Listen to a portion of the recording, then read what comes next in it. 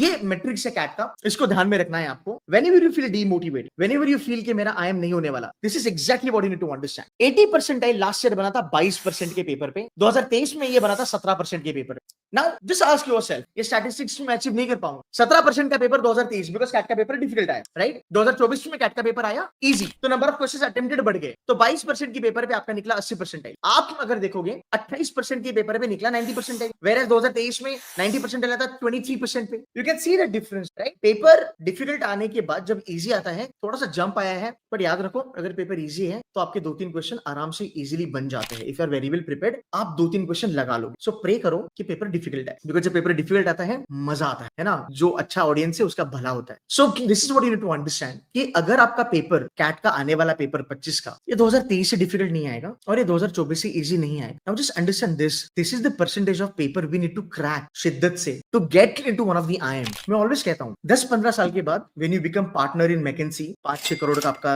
Salary होगा। When you become partner 15 साल के बाद in big 4, you will be making 2-2.5 करोड़। प्राइवेट इक्विटी में जाओगे तो 6-7 साल में 2-2.5 करोड़ बनाओगे, and will be like what the fuck यार, मैं 40% का पेपर निकाल के IIM चला गया और वहां से मैं 5 करोड़ की सैलरी पे पहुंच गया। मैं 23% का पेपर निकाल के बेबी IIM गया, फिर मैं IIMI दिल्ली गया और वहां से मुझे महीने की 1.5 लाख की सैलरी मिल गई। This is all you need to keep in mind. Now the point is that अगर ये इतना सिंपल है तो बच्चे क्यों नहीं कर पाते हैं? इसके मोटा मोटी रीजन मैं आपको बताता हूँ। घिसी-पिटी चीजें फॉलो करना, रैट रेस में आना, नई चीजों को ट्राई नहीं करना, मोटिवेशन के पीछे ज्यादा भागना, ना कि रियलिटी, और पढ़ाई पे ज्यादा फोकस नहीं करना। ऐसी बहुत सारी चीजें मैं आपको बताते रहूंगा।